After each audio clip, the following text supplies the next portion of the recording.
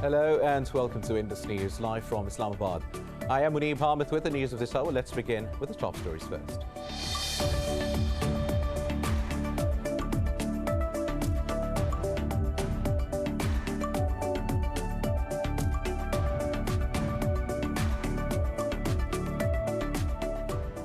In Jordan, authorities have foiled an alleged coup attempt against King Abdullah bin al-Hussein and arrested 2 aides of former Crown Prince.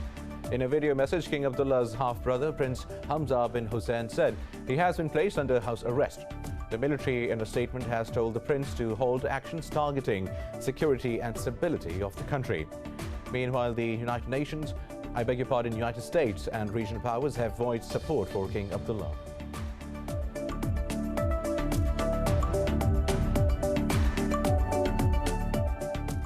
In the central state of Chhattisgarh, the number of Indian troops killed in a gun battle with MAOIST rebels has risen to 22. Police said 30 others were injured in one of the deadliest attacks. They added the forces were ambushed while returning from a search operation near a forest in Bijapur district.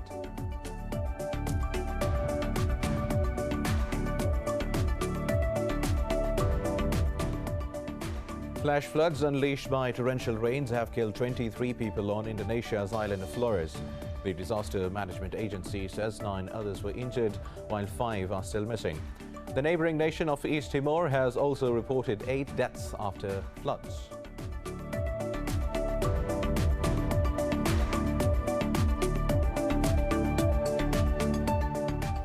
The third wave of COVID-19 has dampened the world's Easter celebrations as many regions witness record deaths and cases. India has reported 513 COVID-19 deaths and over 93,000 infections, the highest since mid-September. In Pakistan, 81 more people lost their lives to the virus, while over 5,000 tested positive. Globally, the virus has claimed more than 2.84 million lives and infected over 130 million people.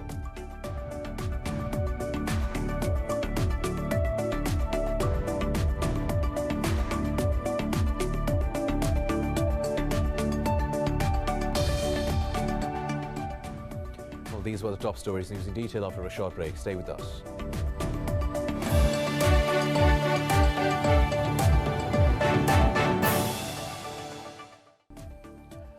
Welcome back. Now let's have the news in detail. We start from Jordan, where authorities have foiled an alleged coup attempt against King Abdullah bin al-Hussein.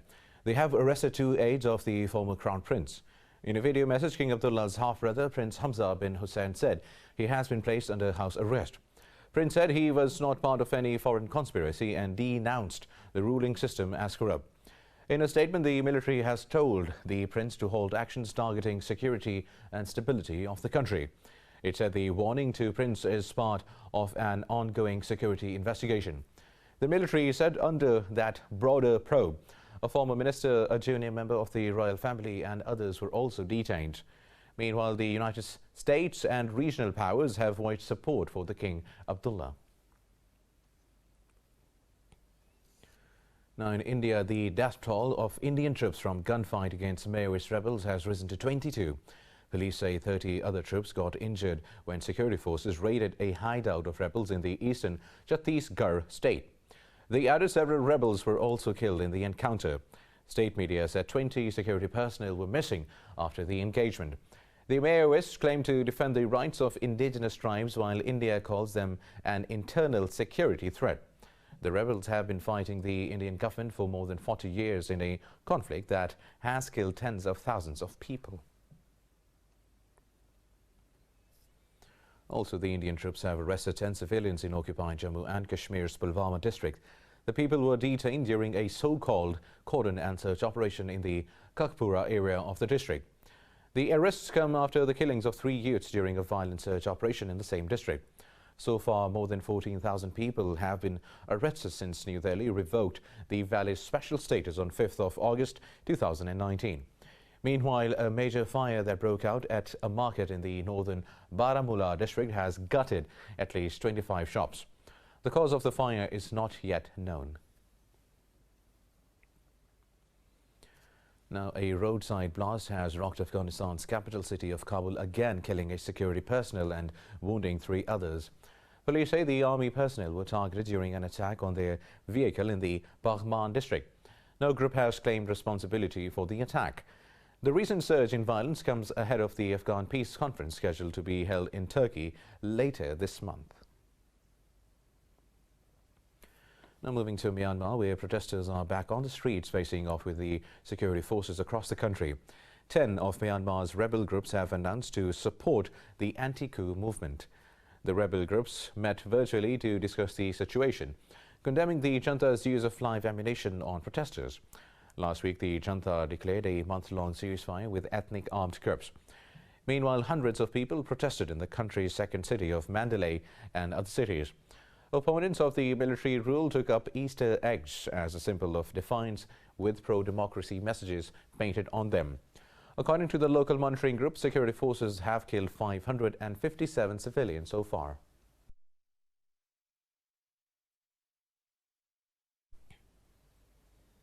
Moving on now, 10 people have been killed in a suicide attack at a makeshift kiosk near government buildings in the Somali capital of Mogadishu. An information ministry spokesman said a number of people were also wounded in the attack.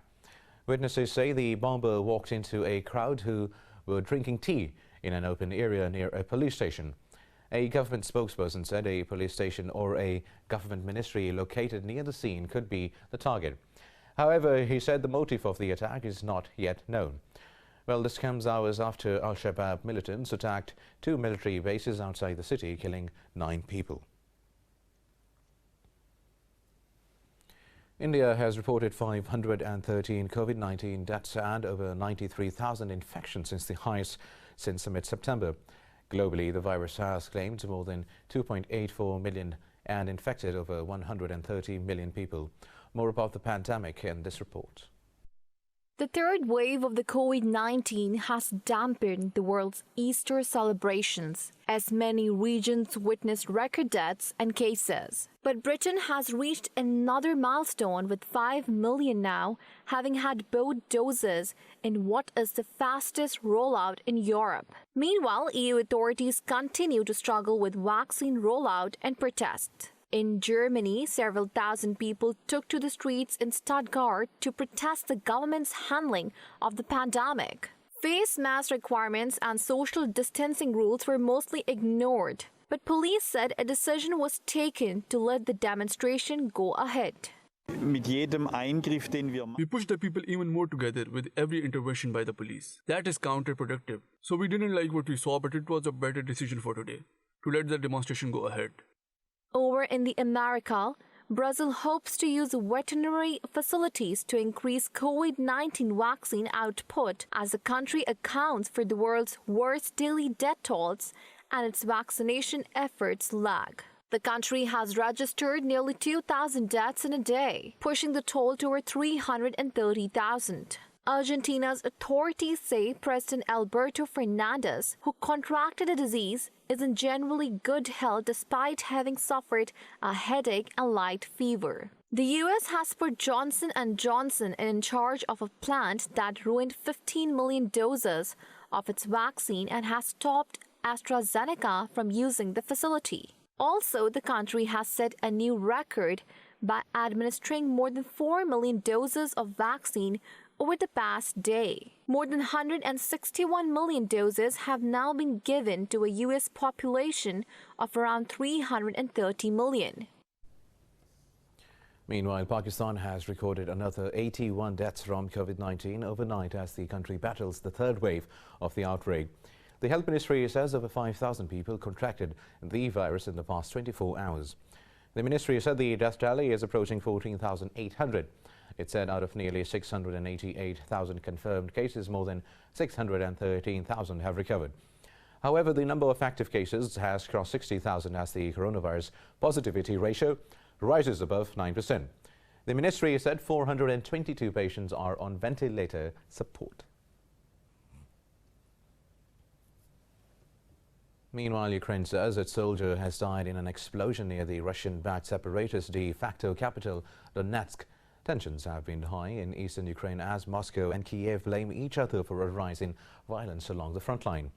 In a Facebook post, the Ukrainian army said an explosive device went off near the village of Shumay, north of Donetsk. It said the soldier succumbed to his injuries, while self-proclaimed Donetsk People's Republic has accused the Ukrainian army of killing a child in a drone attack. The People's Police of the DPR called on the representatives of the OSCE monitoring mission to demand a probe into the incident. Now, Bulgarians are casting their ballots to elect a new parliament. Over 6.7 million Bulgarians are eligible to pick representatives for the 240-seat House. The turnout is likely to be low due to voters' fears of COVID and a slow vaccine rollout. Opinion polls suggest the Prime Minister Boyko Borisov's centre-right GERB will again be the largest party. But he could fall short of the required majority in the House and may struggle to build a stable coalition in a more fractured parliament. Now, the United Nations has welcomed the US move to revoke sanctions against senior officials of the International Criminal Court. In a statement, a spokesperson said the UN Secretary General Antonio Guterres affirms continued cooperation to the ICC. The statement read, "The court plays an important role in advancing accountability for international crimes." Earlier, the new US administration lifted the sanctions, calling them inappropriate and ineffective. The former Trump administration imposed the curbs over a probe into US war crimes in Afghanistan. Moving on now, 11 people have died in a road accident in China's eastern province of Jiangsu. State media said 19 others got injured after a truck collided with a passenger bus on the Shenyang-Haikou Expressway. It said the truck rammed through the road divider and crashed into the bus, causing it to overturn. Consequently, 2 more trucks in line ended up in rear-end collision. It added the truck was not overloaded when the accident took place, but an investigation is underway.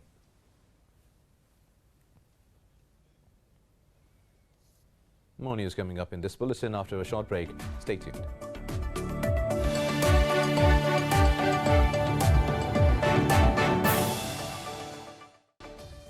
Welcome back now. Christians around the world are observing Easter today. This is the second year in a row that the festival has been marred by restrictions due to the coronavirus pandemic. In Vatican City, Pope Francis led a scaled-down Easter Vigil service, attended by only around 200 people. He expressed hope that the dark times of the pandemic would end and people could rediscover the grace of everyday life. In his homily, the Pope said, "Easter brings the hope for renewal on a personal as well as a global level." It is always possible to begin anew, because there is a new life that God can awaken in us in spite of all our failures. From the rubble of our hearts, God can create a work of art. From the ruined remnants of our humanity, God can prepare a new history. Meanwhile, in Pakistan also, the Christian community is celebrating Easter while observing the COVID-19 SOPs. In a tweet, Prime Minister Imran Khan wished the Christian community in Pakistan a happy Easter. Now, in Egypt's capital, Cairo, the PHARAOHS Golden Parade was held to transport 22 royal mummies to their new home, where they are to be displayed in greater splendor. Details in this report. In a highly sumptuous event, the ancient rulers of Egypt were relocated to a new residing place under strict security arrangements and protocol. The PHARAOHS Golden Parade featured 22 royal mummies, which were placed in protected capsules and carried across Cairo on special vehicles. The mummies of 18 kings and 4 queens, mostly from the New Kingdom, were shifted from the Egyptian Museum in Tahrir to the National Egyptian Museum of Civilization in Fustat, located 5 kilometers away. They were received at the museum with a 21-gun salute. Egypt's President Abdel Fattah al-Sisi stood by as the mummies filed past on vehicles bedecked with golden motifs. The heads of the UN's Culture Agency, UNESCO, and the World Tourism Organization also attended the ceremony. The elaborate event was designed with the intent to expand interest in Egypt's rich collections of antiquities. The country's tourism has been severely affected amid the ongoing pandemic.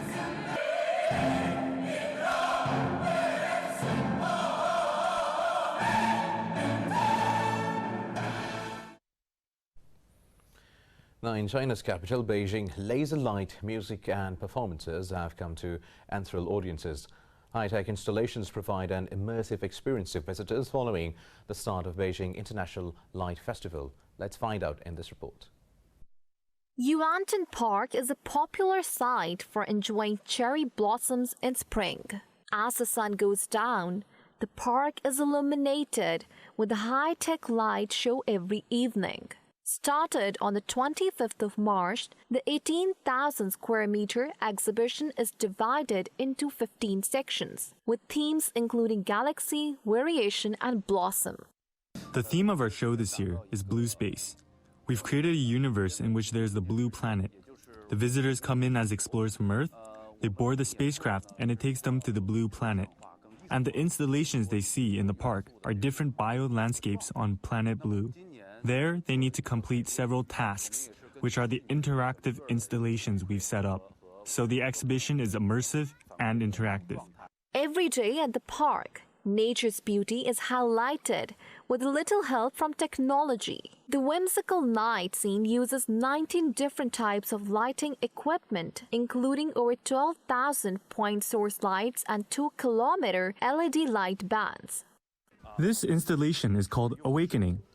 And the concept is to use the warmth of our fingertips to thaw the glaciers on planet Blue, to nurture the growth of this mystical plant on the planet. Amid the second wave of COVID-19 pandemic, such festivals give people a reason to smile and make their belief stronger in life. The Light Festival will run until October.